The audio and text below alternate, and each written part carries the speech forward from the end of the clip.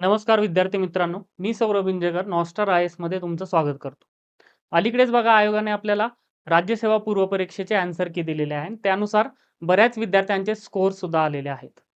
माझ्या मते बघा, ज्या विद्यार्थ्यांचा स्कोर 100 प्लस ऑर मायनस 2 येतोय, त्यांनी मुख्य परीक्षेची तयारी हमखास करायला हवी. आणि जर तुम्ही कंपॅरेटिव्हली मागच्या वर्षीचा जर गॅप बघितला, पूर्व परीक्षा आणि मुख्य परीक्षा यामधील, तर तो गॅप जास्त होता. जवळजवळ 5 महिन्याच्या आसपास हा गॅप होता. आणि कारण आपली मागच्या वर्षी एक्झाम ही पोस्टपोन झालेली होती, आपल्याला सगळ्यांना माहित आहे. बट ह्या वर्षी हा गॅप आपल्याला तितका मिळत नाहीये पूर्व परीक्षा आणि मुख्य परीक्षेमध्ये. ओके, आयोग जे तुम्हाला शेड्यूल दिलेलं आहे मुख्य परीक्षेचं, मे बी त्याच वेळेमध्ये आपली एक्झाम कंडक्ट करेल. सो 4 महिन्याचाच आपल्याला गॅप आहे यावेळी. आणि त्याचं व्यवस्थित वापर आणि व्यवस्थित इफिशियंटली या वेळेचा वापर आपल्याला करता आला पाहिजे. ओके, आणि त्यासाठीच त्या अनुषंगाने मागच्या वर्षीचा जो आमचा अनुभव होता, त्या अनुभवाच्या जोरावर आम्ही यावर्षी राज्यसेवा मुख्य परीक्षा 2026 साठी ज्ञानसेतू 2.0 ही बॅच घेऊन आलेलो आहोत. बघा, ज्ञानसेतू जी पहिली बॅच होती, त्या बॅचमध्ये बरेच जुन्या ऑब्जेक्टिव्ह पॅटर्नचे विद्यार्थी होते आपल्या बॅचमध्ये. आणि ज्यांनी कधी डिस्क्रिप्टिव्हची तयारी सुद्धा केलेली नव्हती, त्या विद्यार्थ्यांना आपण मुख्य परीक्षेपर्यंत खूप चांगल्या पद्धतीने त्यांची तयारी करून घेतली, की तुम्ही त्यांचे जे मुख्य परीक्षेचे किंवा टेस्टचे पेपर बघितले, तर असं वाटणार सुद्धा नाहीये की ते डिस्क्रिप्टिव्हचे स्टुडंट नाहीत म्हणून. म्हणजे इतक्या चांगल्या पद्धतीने आपण 4 महिन्यामध्ये त्यांचा मुख्य परीक्षेचा संपूर्ण सिलेबस कव्हर करून घेतलेला होता. आणि त्याच पद्धतीने त्यांचं आन्सर रायटिंग स्किल्स ज्याला म्हटलं जातं, जे लेखन कौशल्य, ते सुद्धा विकसित करून घेतलेलं होतं. आणि त्याच पद्धतीने ते ज्या ठिकाणी चुकत होते त्यांना योग्य गाईडलाईन आणि मेंटरशिप आपण प्रोव्हाईड केली होती. त्याच पद्धतीने यावर्षी सुद्धा 2026 मुख्य परीक्षेसाठी आपण ज्ञानसेतू 2.0 घेऊन येत आहोत. ओके, आणि त्यामध्ये आणखी काही अपग्रेडेशन किंवा या वर्षीच्या मुख्य परीक्षेचा जो पेपर होता त्यानुसार ज्या गरजेच्या गोष्टी आहेत, त्या आपण यामध्ये इन्क्लूड करणार आहोत. ओके, सो हा जो क्रॅश कोर्स आहे, याची फिलॉसॉफी आहे ती म्हणजे टीचिंग. ओके, म्हणजे तुमचे मंडे टू सॅटरडे रोज 2 तास मॉर्निंगला लेक्चर असतील, त्याच्या नोट्स तुम्हाला प्रोव्हाईड केल्या जातील. आणि जो तुमचा सिलेबस कंप्लीट झालेला आहे त्याच्यावर तुमचं रायटिंग म्हणजे टेस्ट होतील. आता बघा, बऱ्याच ठिकाणी सांगितलं जातं की तुम्ही डेली आन्सर रायटिंग करा, डेली एक क्वेश्चन लिहा. बट ज्यावेळेस तुम्ही डेली एक क्वेश्चन लिहिता, त्या टॉपिकचा तुम्ही अभ्यास केलेला असतो आणि त्या अभ्यास केल्यामुळे तो क्वेश्चन व्यवस्थित लिहायला जमतो. बट ॲक्च्युअल ज्यावेळेस तुम्ही टेस्ट लिहायला घेता त्यावेळेस तुमचा पेपर कंप्लीट होत नाही किंवा व्यवस्थित क्वेश्चनला ॲड्रेस करता येत नाही. ओके, सो तुम्ही जरी डेली आन्सर रायटिंग करत असेल तरी ओके आहे, बट टेस्ट ही लिहायलाच हवी. तरच तुम्हाला समजतं की तुमच्या कुठं चुका होत आहेत आणि विदिन टाइम लिमिट तुमचा पेपर कंप्लीट होतोय का नाही. सो ही जी बॅच असणार आहे किंवा हा जो क्रॅश कोर्स आहे, ज्यांनी यूपीएससीच्या 5 ते 7 मेन्स दिलेल्या आहेत ते स्वतः ही बॅच कंडक्ट करणार आहेत. ओके, किंवा ज्यांनी यूपीएससीचे इंटरव्ह्यू सुद्धा दिलेले आहेत. यामध्ये ज्या नोट्स तुम्हाला प्रोव्हाईड केल्या जातील त्या exam oriented, short and relevant notes असतील, ज्या तुम्ही बिफोर द एक्झाम जो तुम्हाला वेळ मिळतोय त्यामध्ये रिवाइज करू शकता आणि त्या ठिकाणी त्या गोष्टी एक्झिक्यूट करू शकता. त्याच पद्धतीने लेक्चर ज्यावेळेस तुमचे होतील त्या लेक्चर्समध्ये तुम्हाला वेगवेगळ्या विषयाचं इंटरलिंकेजेस कसं करायचं, म्हणजे तुमचं जर GS2 चं नॉलेज आहे तर ते GS3 च्या क्वेश्चनमध्ये कसं वापरता येईल, किंवा GS3 मध्ये तुम्ही ज्या गोष्टी वाचलेल्या आहेत त्या GS2 GS1 मध्ये कुठे वापरता येतील, यासारख्या गोष्टी. त्याच पद्धतीने बघा, तुमचा जो आयोगाने दिलेला सिलेबस आहे GS 1 2 3 4 आणि एसए सुद्धा त्यामध्ये इन्क्लूड आहे.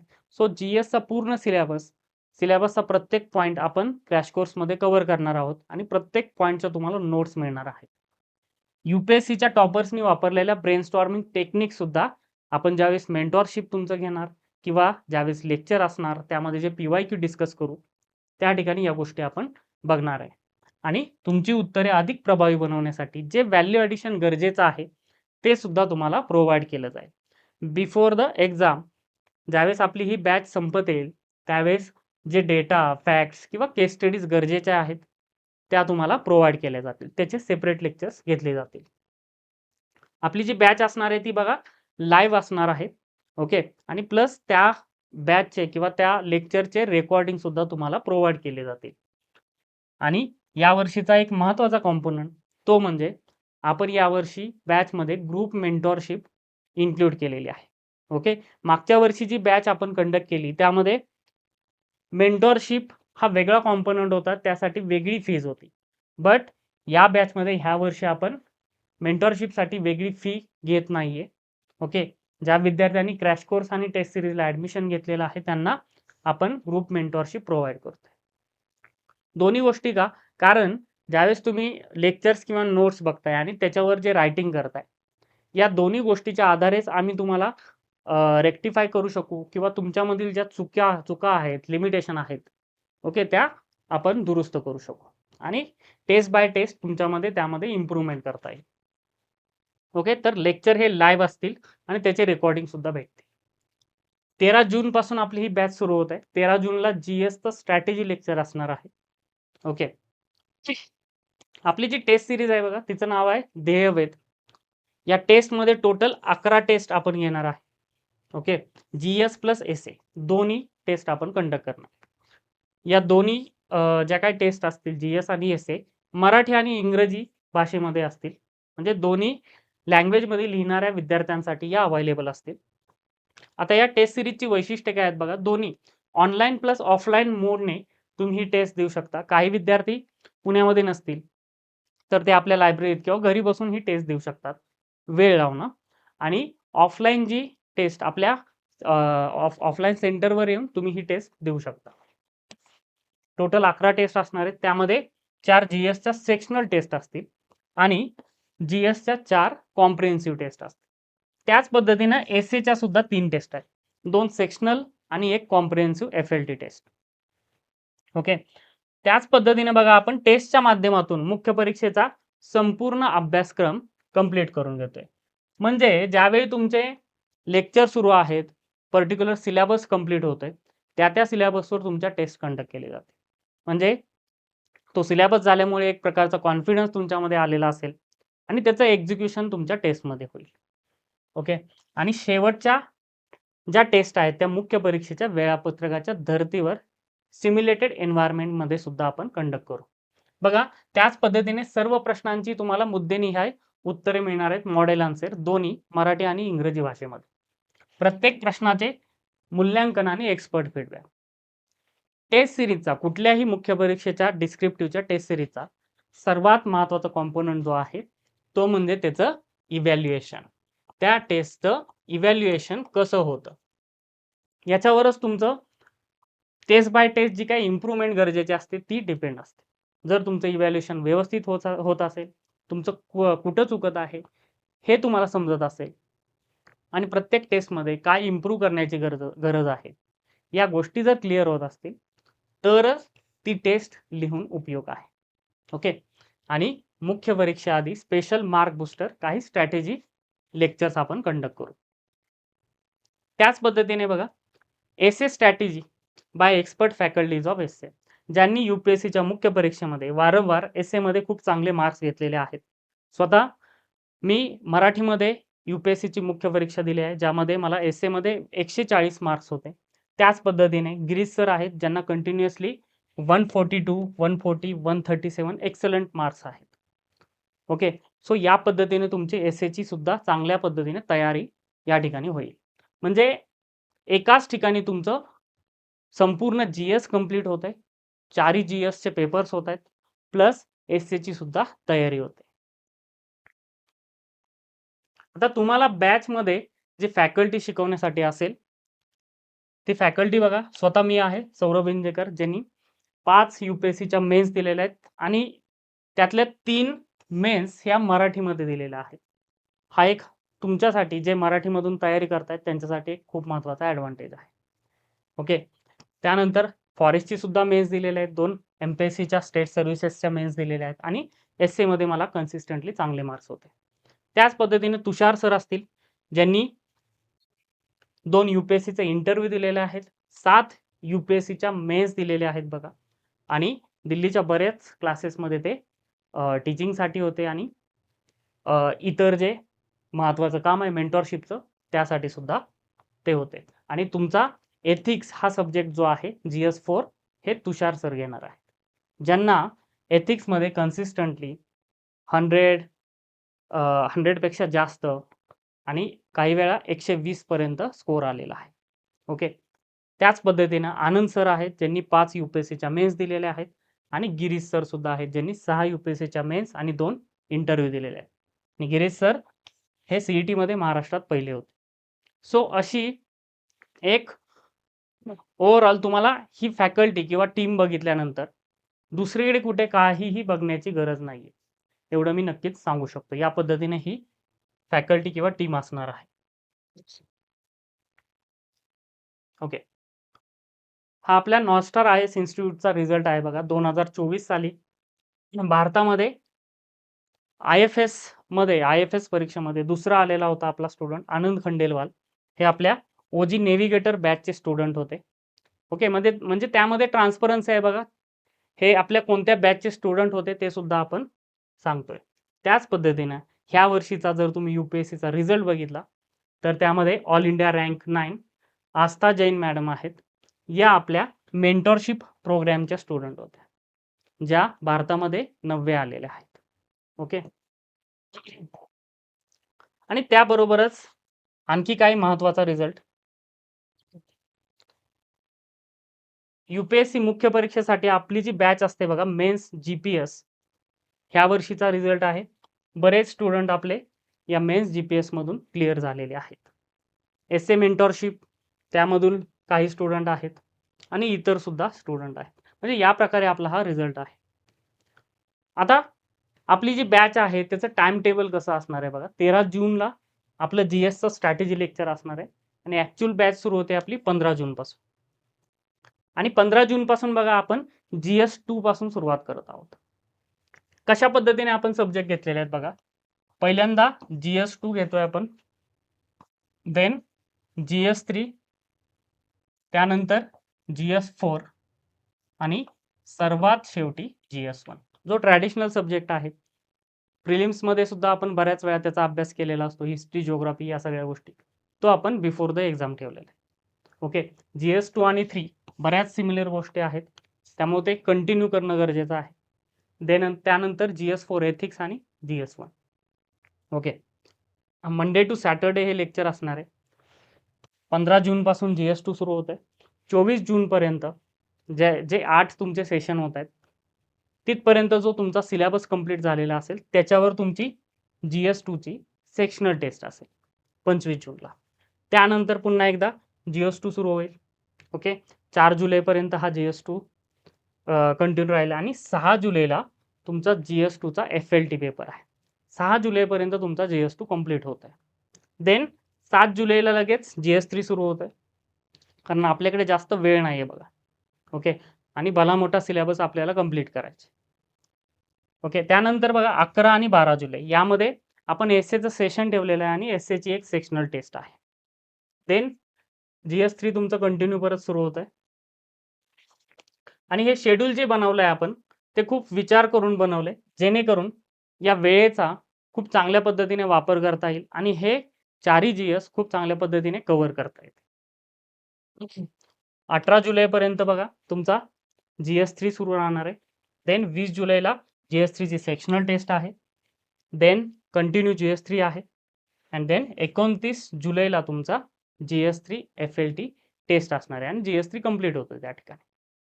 म्हणजे विचार करा 29 जुलै म्हणजे जुलै एंडिंग पर्यंत तुमचे 2 GS हे कंप्लीट झालेले असतील. ओके. ज्यावेळी बाकीचे स्टुडंट एकच GS कंप्लीट करण्याच्या मागे लागले असतील तोपर्यंत तुमचे 2 GS कंप्लीट होत आहेत. देन आपला एथिक्स सुरू होतोय बघा. म्हणजे एथिक्सची सुद्धा तुम्हाला भीती बाळगायची गरज नाहीये. तो आपल्या विदिन टाइम लिमिट वेळेच्या आत पूर्ण होतोय आणि रिव्हिजनसाठी तुमच्याकडे भरपूर वेळ शिल्लक राहतो. 30 जुलैला एथिक्स आहे. ओके. 8 ऑगस्ट पर्यंत. देन 10 ऑगस्टला त्याची सेक्शनल टेस्ट असेल. आफ्टर दॅट 11 ऑगस्ट पासून परत कंटिन्यू 19 ऑगस्टला तुमचं एथिक्स कंप्लीट होतंय. 21 ऑगस्टला त्याच्यावर FLT फुल लेंथ टेस्ट असेल. ओके. त्यानंतर जे एथिक्स आणि इतर GS मध्ये आतापर्यंत तुम्ही जे नॉलेज घेतलेलं आहे ते एसे मध्ये कसं वापरता येईल याच्यावर एसे सेशन असेल आणि एसेवर एक पुन्हा एकदा सेक्शनल टेस्ट असेल, सेक्शनल टेस्ट 2. ओके. त्यानंतर जो आपला शेवटचा सब्जेक्ट आहे GS1 तो सुरू होतोय 24 ऑगस्ट पासून. 2 सप्टेंबरला त्याच्यावर सेक्शनल टेस्ट असेल अँड देन 11 सप्टेंबरला तुमचे चारही GS कंप्लीट होत आहेत. 13 सप्टेंबरला GS1 ची FLT असेल. पुन्हा एकदा 14 सप्टेंबरला एक एसेचं सेशन असेल आणि 15 सप्टेंबरला एसेची फुल लेंथ टेस्ट असेल. म्हणजे तुम्ही बघा 15 सप्टेंबर पर्यंत तुमचा संपूर्ण GSचा सिलेबस आणि एसे कंप्लीट होत आहेत. आणि त्यानंतर बघा तुमच्याकडे 3 ऑक्टोबर पर्यंत बरेच दिवस शिल्लक राहत आहेत रिव्हिजनसाठी आणि त्यानंतर सुद्धा बराच गॅप आहे.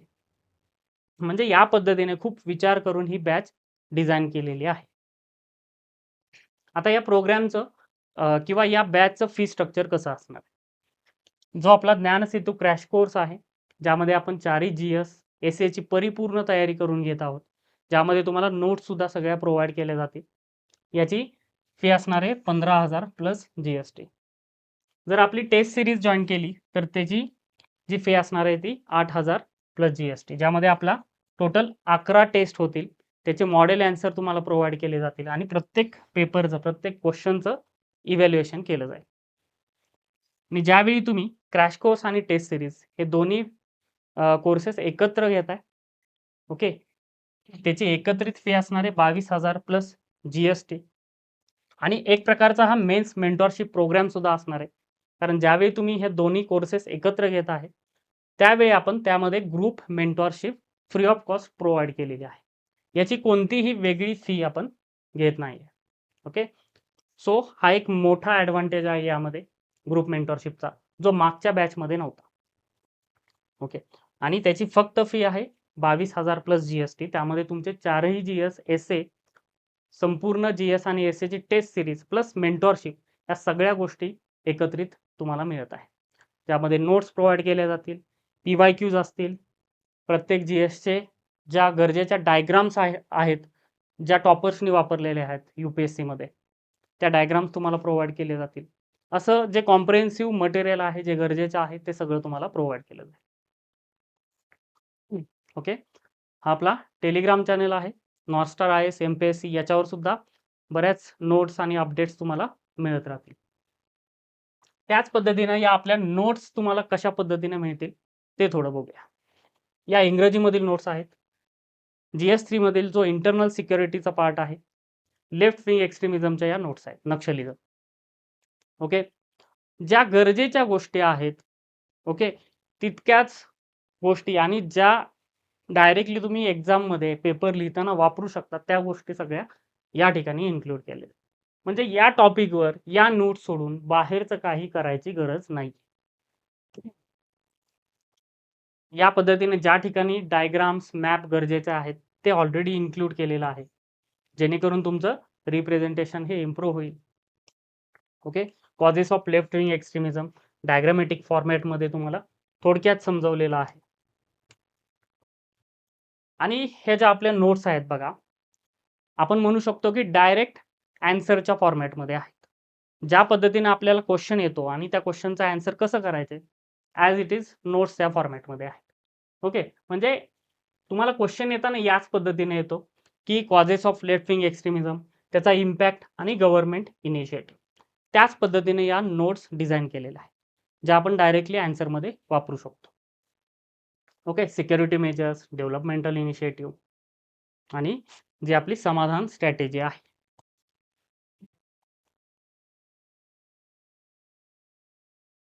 आणि त्याच वेळी त्या टॉपिकवर आलेले सगळे PYQs आपण त्याच टॉपिकच्या खाली इन्क्लूड केलेले आहेत. आता त्याच टॉपिकवरच्या मराठीमधल्या नोट्स बघा. भारतातील डाव्या विचारसरणीचा उग्रवाद. बऱ्याच वेळा हे जे कीवर्ड्स आहेत ते इव्हन आपल्या सिलेबसमध्ये आयोगाने सुद्धा चुकीचे दिलेले आहेत. सो आपण दोन्ही कीवर्ड बघायचे. ओके. सो डाव्या विचारसरणीचा उग्रवाद म्हणजे ज्याला लेफ्ट विंग एक्स्ट्रीमिझम म्हटलं जातं. मराठीमधील ही नोट्स आहेत. ओके. आणि बघा मराठीमधील जे स्टुडंट आहेत, बऱ्याच वेळा असं दिसून येतं ड्रॉबॅक, की इंग्रजीमधील नोट्स ह्या चांगल्या असतात. मराठीमधील नोट्समध्ये काहीतरी कमतरता असते. तर आपण या ठिकाणी तसं नाही केलं. दोन्ही इंग्रजीमधील आणि मराठीमधील नोट्स या तंतोतंत सेम आहेत. ओके. जे काय व्हॅलिडेशन करायचं आहे ते दोन्ही नोट्समध्ये आपण सगळं केलेलं आहे. त्यामुळे मराठीवाल्यांनी काही काळजी करायची गरज नाही. ओके. प्रॉपर सेम तुम्हाला नोट्स दिसतील. या ठिकाणी सुद्धा मॅप आहे. ओके. जे आपण मगाशी इंग्रजी नोट्समध्ये डायग्राम बघितली, ती सुद्धा या ठिकाणी आपण मराठीमध्ये केलेली आहे, जी मराठीमधील स्टुडंट्सना वापरता येईल. ओके. डाव्या विचारसरणीचा जो काय परिणाम आहे आणि शासकीय उपाय किंवा प्रतिसाद. सो या पद्धतीने प्रत्येक टॉपिकवरच्या नोट्स मराठी आणि इंग्रजीमध्ये सेपरेटली तुम्हाला मिळणार आहे. आता आपले जे लेक्चर्स असतील बघा, ते कशा पद्धतीने असतील, म्हणजे मी जे शिकवताना तुम्हाला पीपीटी यूज करणार आहे. एकाच वेळी तुम्हाला पीपीटी मध्ये 2 लँग्वेज मधली पीपीटी दिसेल, मराठी आणि इंग्रजी. आता बऱ्याच ठिकाणी काय होतं बघा, तुम्हाला ज्या नोट्स प्रोव्हाइड केल्या जातात आणि जे तुम्हाला शिकवलं जातं, पीपीटी जी यूज केली जाते, या सगळ्या गोष्टी वेगळ्या असतात. आणि मग ॲट द एंड तुम्हाला कन्फ्युजन होतं की किंवा हा प्रश्न पडतो की रिव्हिजन कशातनं करायला पाहिजे, नोट्समधून करावी का जे शिकवलंय पीपीटी दिली आहे त्यामधून करावी. तर आपण या ठिकाणी काय केलेलं आहे, ज्या तुम्हाला नोट्स दिलेल्या आहेत सगळ्या गोष्टी सेम पीपीटी मध्ये शिकवत आहे. म्हणजे पीपीटी मध्ये सुद्धा सेम डेटा आहे, सेम गोष्टी आहे, यामध्ये काहीही वेगळं नाहीये. फक्त एकाच ठिकाणी तुम्हाला इंग्रजी आणि मराठी नोट्स बघायला मिळतील. ओके. म्हणजे याचा एक ॲडव्हांटेज बघा काय आहे, की इंग्रजी स्टुडंट्सना काही कीवर्ड्स किंवा त्याचा अर्थ समजत नाही, तो तिथल्या इथं मराठी अर्थ समजतोय. आणि दुसरी गोष्ट म्हणजे मराठी स्टुडंटना काही कीवर्ड ॲज इट इज लिहिणं गरजेचं असतं पेपर लिहिताना. इंग्रजीमधील कीवर्ड ते सुद्धा त्यांना या ठिकाणी समजतात. ओके. सो समजायला सोपं. ओके. आता बघा डेफिनेशन, एकाच वेळी ॲब्सोल्यूट वर्सेस रिलेटिव्ह पॉवर्टी, निरपेक्ष विरुद्ध सापेक्ष गरिबी, या गोष्टी एकाच वेळी आपण शिकवणार आहे. म्हणजे मराठी आणि इंग्रजी स्टुडंट कुणालाही कोणताही इश्यू राहिला नाही पाहिजे. हिडन हंगर, ओके, त्यासाठी कोणते कीवर्ड वापरले जातात हे या ठिकाणी क्लिअर आहे. ज्या डायग्राम गरजेच्या आहेत त्या ठिकाणी इन्क्लूड केलेल्या आहे आपण. नीती आयोगाचा रिपोर्ट.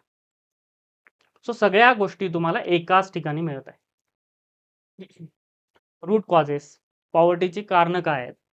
बऱ्याच वेळा सिंपल असतं बघा, पण आपल्याला ज्यावेळेस क्वेश्चन विचारतं आयोग त्यावेळेस लिहिता येत. सर जर तुमच्या या गोष्टी आधी घेतल्या असतील लेक्चरमध्ये, तुमच्याकडे त्याच्या नोट्स असतील, तर त्या ठिकाणी त्या रिप्रोड्यूस करायला अवघड जात नाही. सो या प्रकारे पीपीटी असेल, सेम नोट्स आणि पीपीटी. ओके. काही त्यामध्ये वेगळं नसणार आहे. काही स्टुडंटची डिमांड असते आम्हाला पीपीटी सुद्धा प्रोव्हाइड करा. जर डिमांड केली तर आपण पीपीटी सुद्धा देऊ. बट दोन्हीमध्ये काहीही वेगळं नाहीये, सेमच आहे. त्याच पद्धतीने इंटरनल सिक्युरिटी, GS3चा टॉपिक, त्याच्यावरची ही पीपीटी आहे. मॅरिटाईम सिक्युरिटी, ज्या फॅक्ट्स गरजेच्या आहेत त्या त्याच ठिकाणी तुम्हाला प्रोव्हाइड केलेल्या आहे. वेगळं तुम्हाला काही स्वतःचा रिसर्च करण्याची गरज नाही. ज्या ठिकाणी मॅप गरजेचे आहेत इन्क्लूड केलेले आहेत. ओके. सर क्रिक लाईन, डिस्प्युटेड टेरिटरी आहे इंडिया पाकिस्तान, सो त्या ठिकाणी त्या गोष्टी क्लिअर केलेल्या आहेत.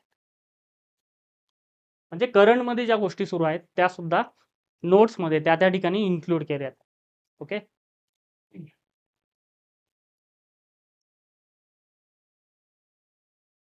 सो ही जी डिस्प्युटेड टेरिटरी आहे तिथं जिओग्राफीची तिथली जी जिओग्राफी आहे त्याचे चॅलेंज काय आहे किंवा अनसेटल्ड बॉर्डर्स काय आहे याची कारणं, म्हणजे करंटमध्ये जे टॉपिक्स आहेत जे येऊ शकतात ते सुद्धा आपण या ठिकाणी कव्हर केलेले आहे.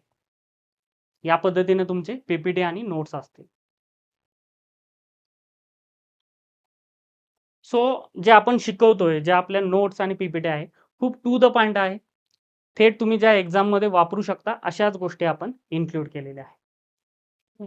आपल्या टेस्ट कशा पद्धतीने असणार आहेत बघा. आता ही इंग्रजीमधील टेस्ट आहे. त्याचं मॉडेल आन्सर प्रॉपर ज्या गोष्टी आपण ॲक्चुअली रिप्रोड्यूस करू शकतो त्याच फॉर्मॅटमध्ये दिलेला आहे. What is debt trap diplomacy? Okay. How does China's debt trap diplomacy impact India's interest in its neighbourhood?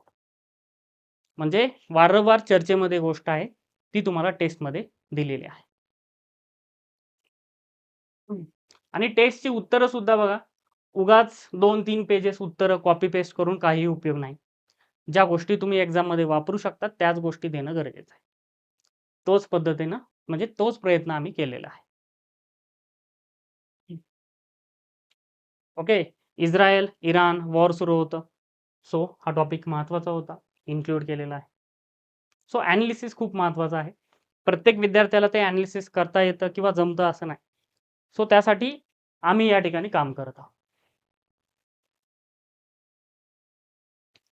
Okay. जसं की मी मगाशी म्हणलं, फक्त टेस्ट लिहून किंवा वाचून उपयोग नाही. त्या तुमची चूक त्या ठिकाणी कुठे होते, ती रेक्टिफाय करणं, त्या ठिकाणी इम्प्रूव्हमेंट करणं, या गोष्टी सुद्धा तितक्याच इव्हन त्यापेक्षा महत्त्वाच्या आहेत. म्हणजे या प्रकारे आपलं इव्हॅल्युएशन होतं बघा, टेस्ट मूल्यांकन. ज्या ज्या ठिकाणी इम्प्रूव्हमेंट गरजेचं आहे. आता बघा, सुरुवातीला हे विद्यार्थी मॅप्स इन्क्लूड करत नव्हते.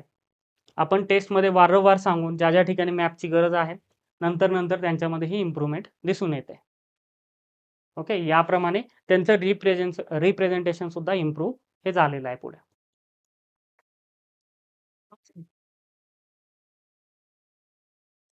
ठीक आहे. ज्या ज्या ठिकाणी जे पॉइंट गरजेचे होते ते या ठिकाणी कमेंटमध्ये दिलेलं आहे आणि प्रॉपर मार्क्स तुमच्या ॲन्सरनुसार दिलेले आहेत. उगाच तुम्हाला द्यायचे म्हणून जास्त मार्क्स द्यायचे किंवा कमी मार्क्स द्यायचे.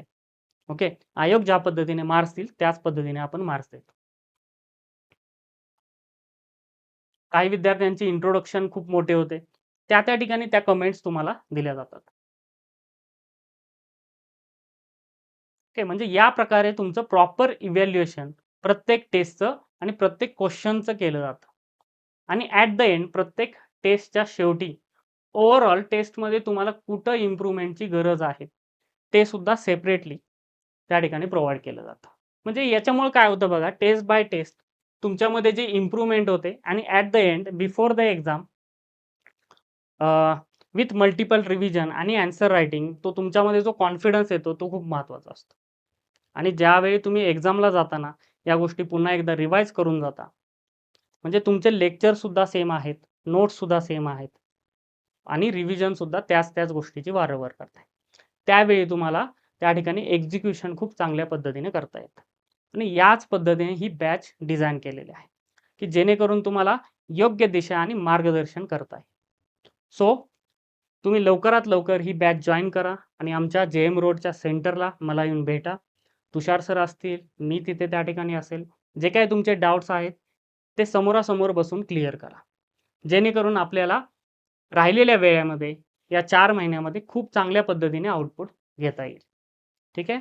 सो आपण आज या ठिकाणी थांबूया. त्याच पद्धतीने बघा, आणखी एका लेक्चरमध्ये आपण एक महत्त्वाची गोष्ट म्हणजे मागच्या बॅचमध्ये आपण ज्या गोष्टी घेतल्यात, नोट्स म्हणा किंवा टेस्टमधील क्वेश्चन, खूप सारे क्वेश्चन जे आयोगाने मागच्या वर्षीची मुख्य परीक्षा घेतली, एसे असेल किंवा GSचे पेपर असतील, खूप सारे क्वेश्चन आपल्या नोट्स आणि टेस्टमधून आलेले होते. ओके. म्हणजे त्याच पद्धतीने आपण प्रेडिक्शन हे करत आहे आणि आयोगाने दिलेला सिलेबसचा प्रत्येक मुद्दा आपण कव्हर करतोय. ओके. त्यामुळे बघा, त्याच्यावर सुद्धा आपण एक लेक्चर घेऊ, की कोणते क्वेश्चन आपल्या नोट्समधून आणि टेस्टमधून कशाप्रकारे आलेले आहेत. ठीक आहे. सो आज आपण या ठिकाणी थांबूया. Thank you very much.